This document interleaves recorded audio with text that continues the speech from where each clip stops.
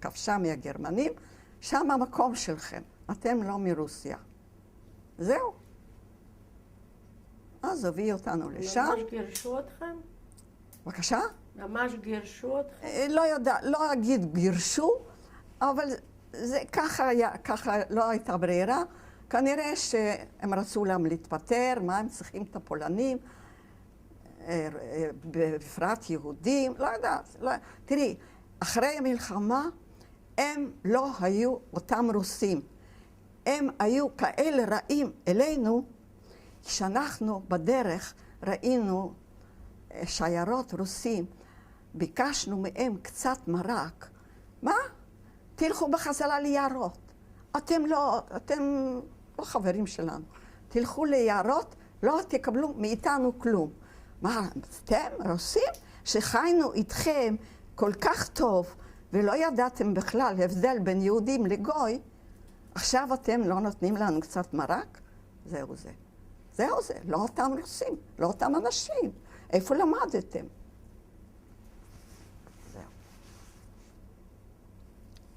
זהו. לא הייתה ברירה, אמרו, והייתה עוד סיבה. הרוסים האלה, הם לקחו צעירים לרוסיה, יש להם הלא מכרות כל מיני של פחם וכל מיני, קוראים לזה דומבס. שמה עבודת פרך, והם צריכים צעירים. אמא אמרה, שלי אתם לא תיקחו. היא לא נותנת את הילדים שלי לדומבס, לעבוד בפחם. זהו. אז לנסוע לשם, בבקשה, נוסעים. קודם זה הייתה איזו עיירה ביטום, אני זוכרת, ששמה, זה מספיק. לנוח?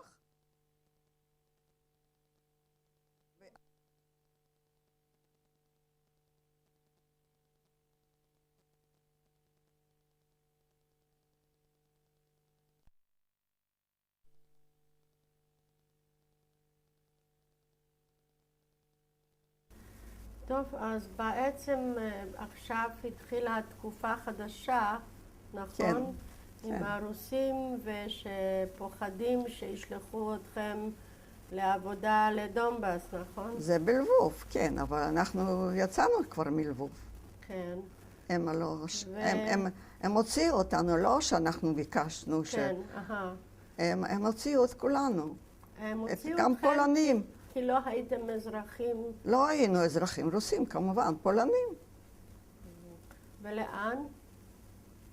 אני אומרת לך, לנידרשלזיין, זה פולנית, דולנישלונסק, אני יודעת מה תכתבי, אני לא יודעת. שלזיה התחתונה. זה היה גרמני, אבל אחר כך זה נהפך לפולני. הם לא שלחו אותנו לגרמניה, זה הייתה פולניה.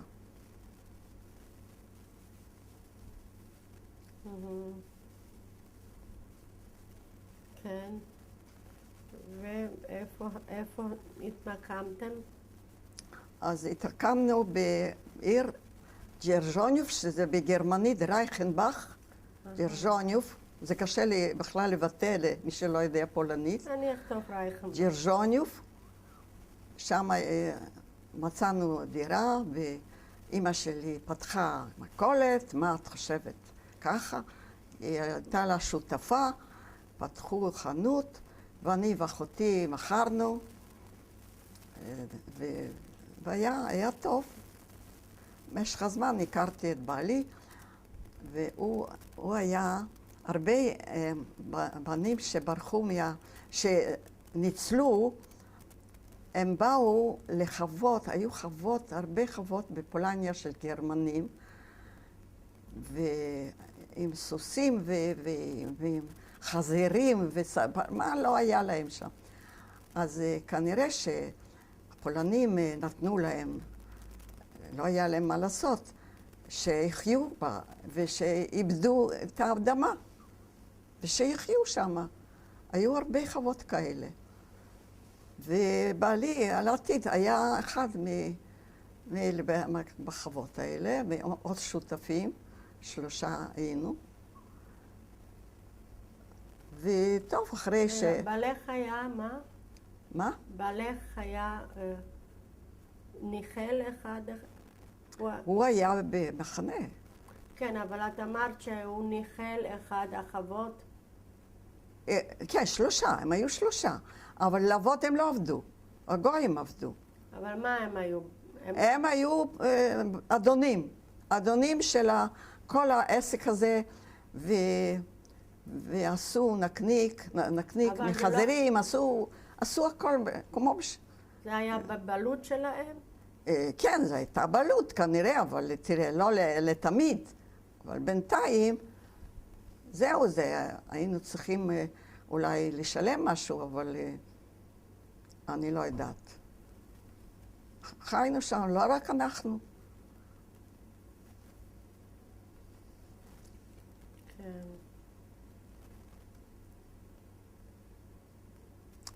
ושמענו פה ושם כמה יהודים הרגו אחרי המלחמה, שנשארו ובאו לחפש את הבתים, זה, הרגו אותם. כן, בקיילצה. בבקשה? בקיילצה. מקום בשם קיילצה. קלצה? כן. לא, אני לא הגעתי לקלצה, אני לא יודעת. לא, שם היה פוגרום. או, זה משהו אחר. פוגרום זה פוגרום. אבל אחרי אני מדברת המלחמה. על אנשים יחידים, למשל בכפר של... זה היה כפר, החוות האלה, זה לא עיר. היה אטליז, ובאו והרגו אותו, את היהודי הזה, באטליז. אנחנו כבר גרנו שם. שם הבת שלי נולדה. אנחנו שמענו כאלה דברים, רצינו לברוח.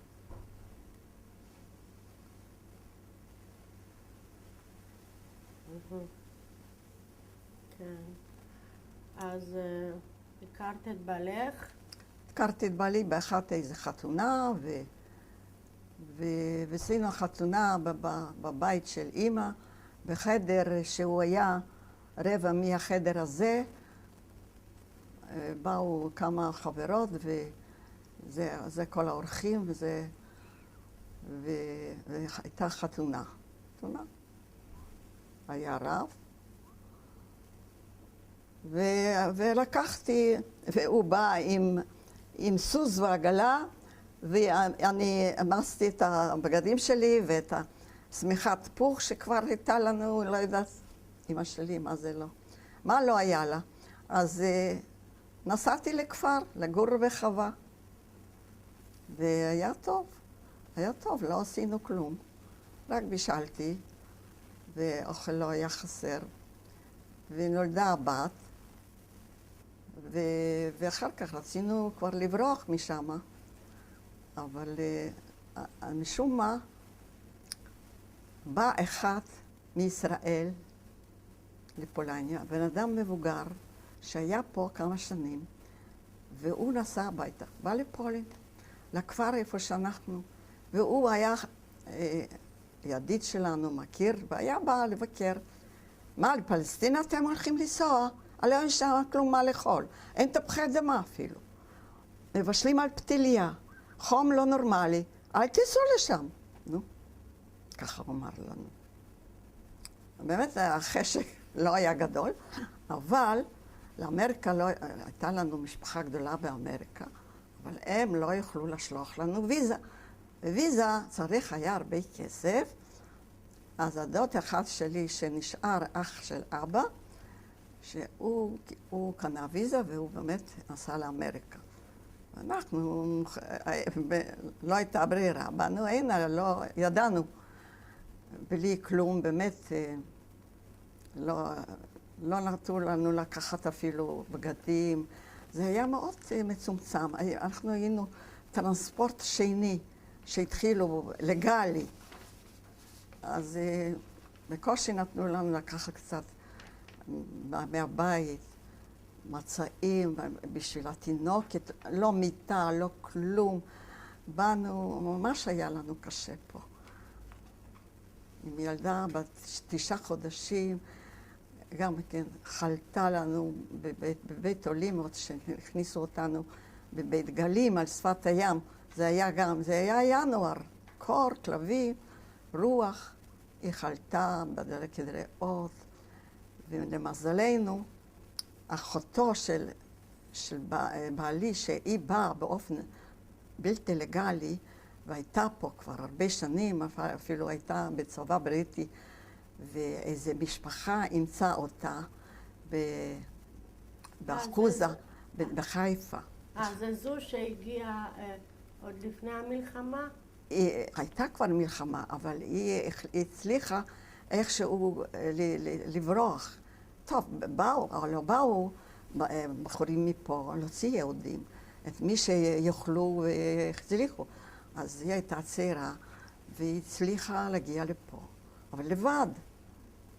אז כשאנחנו הגענו, והבת שלי הייתה, לקחו אותה, היה בבית העולים הזה, היה בית חולים, עשו בית חולים בצריף, שהרוח תהילה לה פה בפנים, והיא קיבלה דלקת ריאות, אז הגיסה הזאת הביאה רופא, ואז כבר היה פנצילין, קיבלה את הפנצילין, ולאכול נתנו לה ככה, סגרו לה את הפה, לא הייתה לה ברירה, ככה היא אכלה, שם בבית חולים הזה. לי אסור היה לבוא, רק פעם ביום.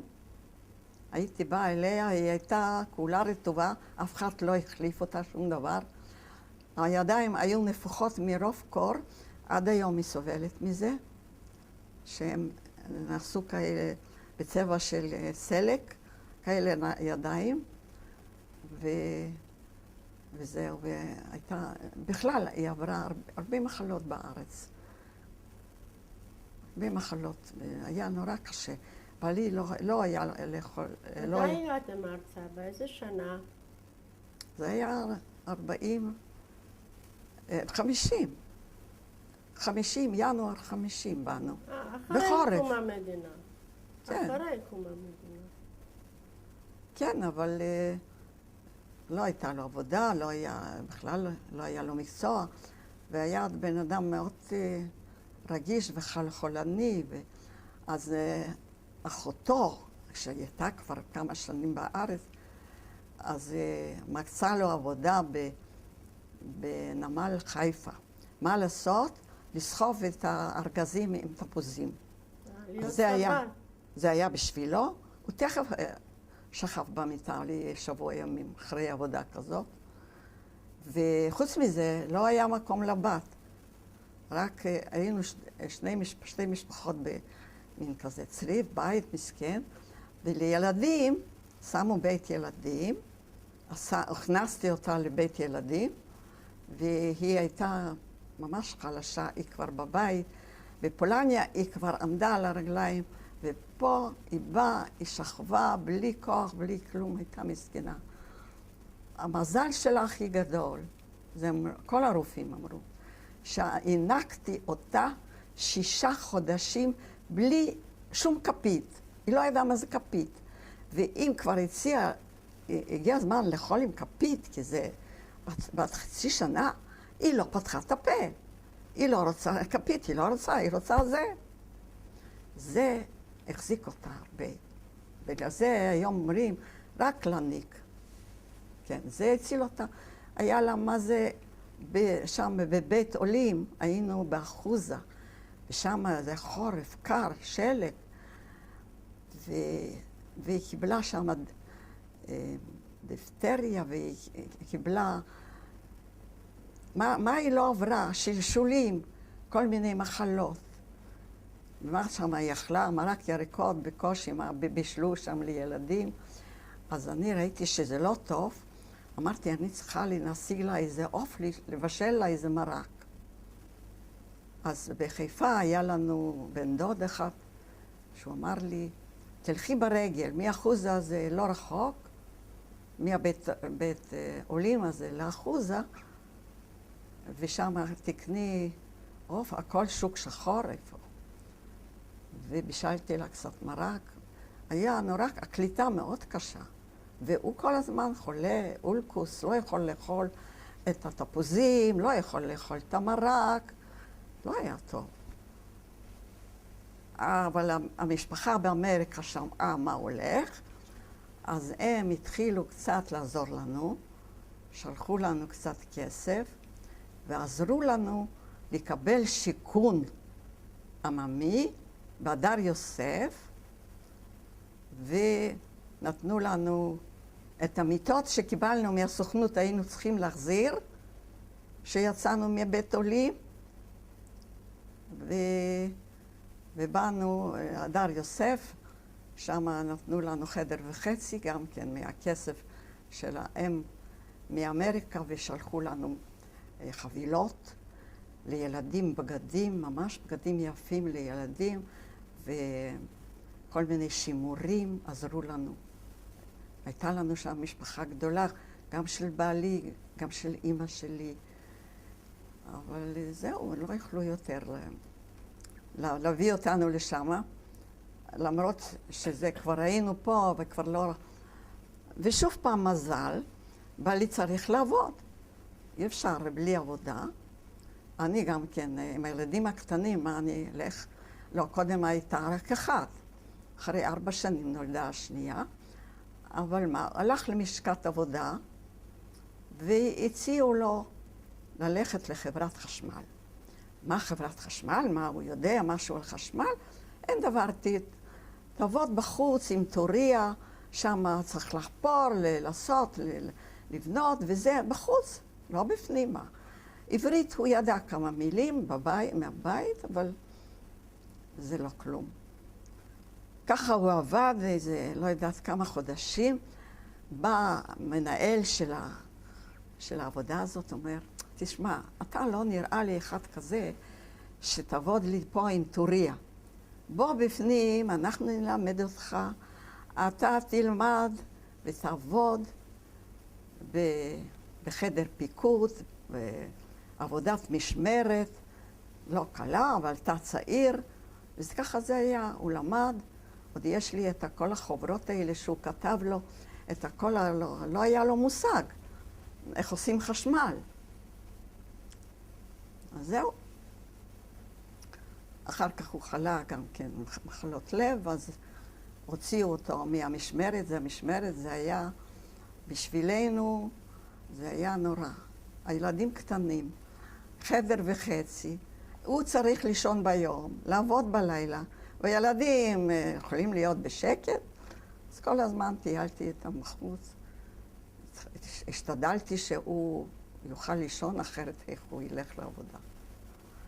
ולא פעם הוא הלך לעבודה עם בקבוק חם על הבטן, כי היה לו אולקוס. מה זה אולקוס? הוא סבל נורא. טוב, מחלות, באו כל מיני מחלות. וזהו. ונפטר בגיל 62 וחצי, מסרטן, וכבר 23 שנה אני לבד. באותו בית, למה באנו לרמת אביב, מהדר יוסף? זה היה קצת רחוק מרדינג, עובד ברדינג, ונתנו לנו לקבל שיכון עממי, לצאת שם מהדר יוסף הזה, שכבר לא היה, שני ילדים כבר אי אפשר, אז עשו הגרלות, ורצינו רמת אביב בגלל שזה קרוב לרדינג, ולקחו אותו, לא היה אוטו, אבל לקחו אותו לעבודה תמיד. ובאנו, הסתכלנו איך בונים את הבתים, הלכנו דרך שחמונס, זה היה קרוב, לראות איפה אנחנו נגור. טוב, שיכון עממי, בנו איך שבנו בשנות 50, ועשו הגרלה, והגרלנו את הבית קרקע. אלוהים, איך אני אגור בבית קרקע? הוא הולך בלילה לעבודה, אני אהיה פה לבד עם הילדים, בדיוק הייתה מלחמת... מלחמת, לא? איזה מלחמה ראשונה? מלחמת... סיני. 56. 56? כן, נכנסנו פה ב-56, וזה... זה קדש. קדש, כן. זה היה נורא. אז לא היה כלום, לא היה מקלט, לא היה כלום. אז, ונשארתי עם הילדים בלילה, ומה רצתי, כבר היה פה בית ספר. כשבאנו בהתחלה, לא היה בית ספר, לא היה כלום, לא היה כביש ברמת אביב, לא היה כלום. שום דבר לא היה? לא היה כלום. ברמת אביב פה על יד הקניון? לא, הלכנו לשחמונס לקניות, שם בג'ורה שמסריח, ולבית ספר הם עשו, בבית כזה שם בכפר יונה, עשו בית ספר עממי, והיא כבר התחילה בהדר יוסף כיתה א', אבל זה היה בית ספר דתי, לא היה אחר. אז היא לומדת, זה יודעת שבת, צריכים לשמור שבת. פתאום אבא הולך לעבודה. מה פתאום אבא הולך לעבודה בשבת? איזה מין בית ספר עממי דתי שאומר שבשבת זה קדוש, אסור אפילו להסתרק, היא מסכנה לא ידעה מה קורה. טוב, כיתה ב' היא כבר הייתה פה, כבר היה הכל בסדר. אז זהו, זה היה קשה, קליטה קשה. עד שכבר באנו להדר יוסף, לפה, הדר יוסף מילא גם היה לא רע. יותר טוב מבית עולים, ששם באחוזה שהיינו בחורף קשה הזה. ואני זוכרת שהכסף הראשון שהרווחתי מהנסיעות האלה, קניתי לי מגפיים עד פה, והייתי מאושרת. אבל מה, לארץ ישראל, לפלסטינה, צריך מגפיים? מה, יש פה שלג? שרתי בפולניה. ופה פתאום שלג, בחיפה למעלה. ואני עם נעליים, חציות, בקר, ורטוב. זה זיכרונות כאלה. אז אני חושבת שסיפרתי לך את הכל. ככה במבט אחורה. מה שאני רוצה רק שהאימא שלי, מה שהיא עשתה, אני לא הייתי מסוגלת לעשות דברים כאלה. והיום שתלכי לי, תגידי לי ללכת ליער, אני אלך ליער שחושך מצרים, אז מה זה מקבלים אומץ בלי סוף. והרעב הזה, הרעב עושה את הכל. כשאת אומרת את זה על אימא, זה הייתה תושייה או שאינסטינקט או ידע? הכל, שום ידע. שום ידע. היא היה לה אופי מאוד חזק, ותושייה, הייתה לה תושייה, וביטחון עצמי, והיא האמינה שאנחנו נחיה. אני לא יודעת איך אפשר, בתנאים כאלה, בחורף, בקיץ, בגשם, פעם היה גשם, וברד, אני זוכרת. ושכבנו והיה לי את המעיל ששמתי על הראש, וכל זה לעבור, ולהיות אופטימיים שזה יעבור ואנחנו נחיה. זה לא כל בן אדם יודע. לא. אנחנו בכינו כל הדרך. לאן אנחנו הולכים? אנחנו רוצים לאכול, תני לנו לאכול. מה היה לה? לא היה לה. לא היה מים, אמרתי לך, שתיתי בוץ. כמה קשה להיות אימא שלא יכולה לתת לילדים לאכול. איזה אופי. שבאנו ארצה, היא הלכה לעשות ספונג'ה אצל אנשים. רק בשביל להרוויח ורק בשביל לא ללכת לבקש. לא היה לה מקצוע, מה היה לה? וזהו, זה אימא. אתם הגעתם ארצה יחד? אנחנו לא באנו יחד לארץ, לא.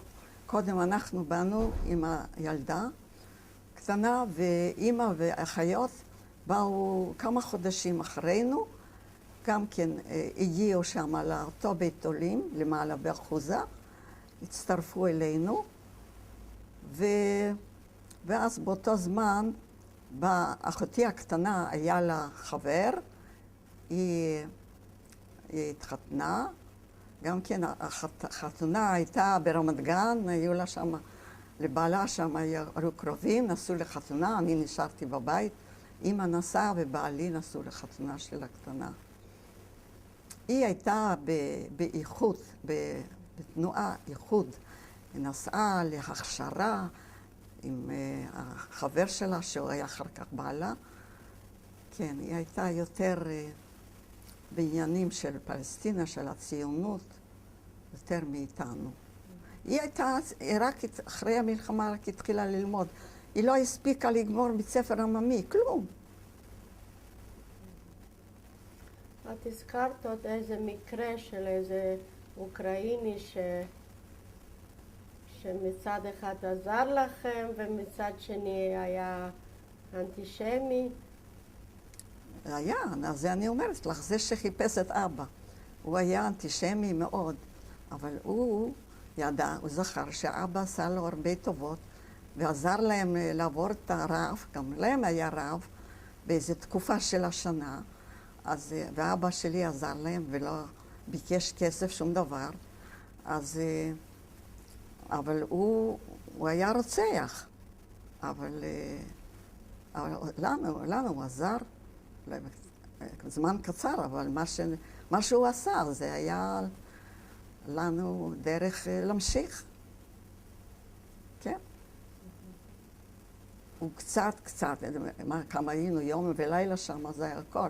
המשכנו הלאה, כי הוא לא הבטיח לנו כלום. חוץ מזה שהוא היה גם פחד וגם אנטישמי גם. אבל זה לחוד וזה לחוד. בכל זאת עזרו לנו, אנחנו עזרנו לו באיזושהי תקופה, בסאסוף, זה היה עוד מסאסוף, לא ברודה. וברודה זה כבר רק הגוי הזה שהוא נתן לנו את הרעיון ללכת ליער הזה ואחר כך לחפש את הבונקר. זה כבר היה סיפור בברודה. גם כן, אבל הוא לא היה אנטישמי, הוא היה בסדר. טוב, פה בארץ בכל זאת הצלחת להקים משפחה יפה, נכון? היום יש לך, כן, יש לי. לך שני בנות? שתי בנות, כן, יותר לא רציתי, כי תמיד חשבו מה הבנות צריך לחתן, כמה ילדים, לא צריך יותר ילדים. בעלי היה נגד, אז אני אמרתי, בסדר, לא צריך, אני רציתי. מה זה שני ילדים? זה כלום. לחוץ עכשיו שאני לבד. אז, וכן, 6 נכדים, 3 בקנדה, ו3 פה. והבת היה לה חבר פה, גם כן, פולנים, שעברו את המלחמה, היא הייתה על ניירות אריות, והוא היה באושוויץ. אבא, כן. כן, הם גרו כאן ברמת אביב. הם גרים בטורונטו. והאבא שלו, הוא כבר 85, הוא הולך, מזמינים אותו לבתי ספר